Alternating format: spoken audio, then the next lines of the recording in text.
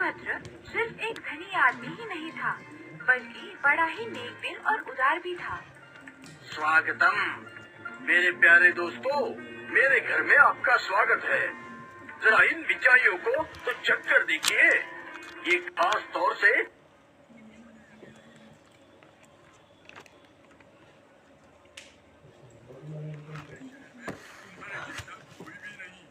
ईश्वर का गुणगान कीजिए, उन्होंने मुझे इतना कुछ दिया है, बस वही मैं आपके साथ बांट रहा हूँ। और इस तरह मणिभद्र का जीवन फूलों के बिस्तर सा बन गया। लेकिन एक दिन उसे व्यापार में भारी नुकसान हो गया और उसने सारा धन खो दिया। कर्जा चुकाने के लिए उसे अपना खुद का सामान भी बेचना पड़ा। जिस घर में कभी धन का भंडार हुआ करता था, वो एकदम सुनसान हो गया। चलो चलो पतली गली से निकल चलते हैं, इससे पहले कि वो हमसे पैसे मांग बैठे। मेरे दोस्त थे, आज मुझसे मुंह मोड़ ले रहे हैं। आज इस शहर में मैं एकदम अकेला हूँ। मैंने सबकी इतनी मदद की है, पर आज कोई मुझे नहीं पूछता। पर उन्हें दोस्त देके क्या फायदा, मैं तो उन्हें कुछ नहीं दे सकता। आज मैं बिल्कुल कंगाल हो चुका हूँ। जीने के लिए पैसों की जरूरत होती है, पैसे के बिना आदमी कैसे जिए। एकमात्र उपाय है अब मौत। हाँ मणिभद्र, तुम एक अच्छे इंसान हो। इस दुनिया को तुम्हारे जैसे लोगों की जरूरत है। दुनिया के भले के लिए तुम्हारा जीना जरूरी है। कल सुबह मैं तुम्हारे घर पधारूंगा और ठीक इसी रूप में दर्शन दूंगा। एक डंडे से मेरे सर पर स्पर्श करना और तभी मैं सोने में बदल जाऊंगा। तुम्हें इतना सोना मिलेगा कि जिंदगी भर तुम्हें तकलीफ नहीं होगी। और इस सोने का इस्तेमाल करके तुम फिर उससे अपना पुराना रुतबा पा सकते हो। क्या मैं पैसों के बारे में सोचते सोचते पागल हो गया हूँ? सचमुच कोई मुनिवर द्वार पर आने वाले हैं। सूरज निकलते कितनी देर हो चुकी है और तुम अभी भी बिस्तर पर पड़े हो। चलो अब उठो भी। क्या अपने बीवी को सपने के बारे में बोल दूं? नहीं नहीं, वो सोचेगी कि मैं पागल हो चुका हूँ।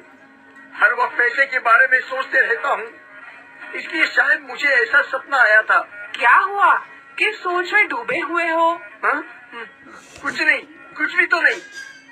ये कैसे हो सकता है कि वो मेरे सपनों के मुनिवर तो नहीं? मैं जाकर देखती हूँ। नमस्ते मालकिन, क्या मालिक दाढ़ी बनवाने के लिए तैयार है? हाँ हाँ हाँ हाँ, है, अंदर आओ, अंदर आओ। अब ये कौन है? जरा दो पल के लिए ठहरना, मैं देखता हूँ बाहर कौन है। हाँ हाँ, ये नहीं हो सकता। ये तो वही मुनिवर है जो मेरे सपने में आए थे। कहीं ये सपना तो नहीं, या फिर मुझे सचमुच दर्शन देने आए हैं? क्या मैं अंदर प्रवेश कर सकता हूँ? नहीं नहीं, ये सपना नहीं है। सपने का पहला हिस्सा तो सच हो गया, देखते हैं अगला हिस्सा भी सच होता है या नहीं। अगर सच हो गया फिर तो मैं सचमुच दोबारा अमीर बन जाऊंगा।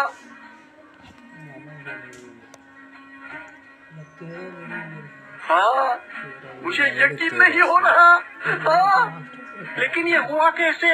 मेरे स्वामी आप फिर से धनी बन गए। अब हम पहले की जैसे ही जिंदगी बिताएंगे और दूसरों की मदद करेंगे। हे मुनिवर, हम पर दया करने के लिए धन्यवाद। ये लो नाई भाई, तुम भी हमारे इस धन प्राप्ति का हिस्सेदार हो जाओ। ओ मालिक, आप सचमुच में बड़े ही दानवीर हैं। लेकिन नाई भाई, तुमने जो अभी यहाँ पर देखा, बाहर जाकर किसी से मत कहना। नहीं मालिक, आप निश्चिंत रहें, मैं बाहर किसी से कुछ भी नहीं कहूँगा। आपका बहुत बहुत धन्यवाद मालिक, आपने मेरी जिंदगी बदल दी। ईश्वर को धन्यवाद दो, उन्हीं की बदौलत मुझे मेरी संपत्ति वापस मिली है। आज के बाद मेहनत की कमाई बंद। मुझे पलक झपकते ही धनी बनने का रास्ता पता चल गया है। किसी भी एक मुनिवर को बुलाकर उनके सिर पे डंडे से मारो और धनी बन जाओ। अगले ही दिन सुबह उस लालची नाई ने अपने नजदीकी पेड़ से एक मजबूत डाली तोड़ ली जो डंडे के लिए काम आ सकती थी। ये डाली डंडे के रूप में सही काम आ सकती है। अब एक मुनिवर को अपने घर निमंत्रण देता हूँ, पर एक मुनिवर से क्या होगा? जितने मुनिवर आएंगे उतना ही ज्यादा सोना मिलेगा मुझे। हाँ, मेरे ख्याल से ज्यादा मुनिवरों को निमंत्रित करना चाहिए।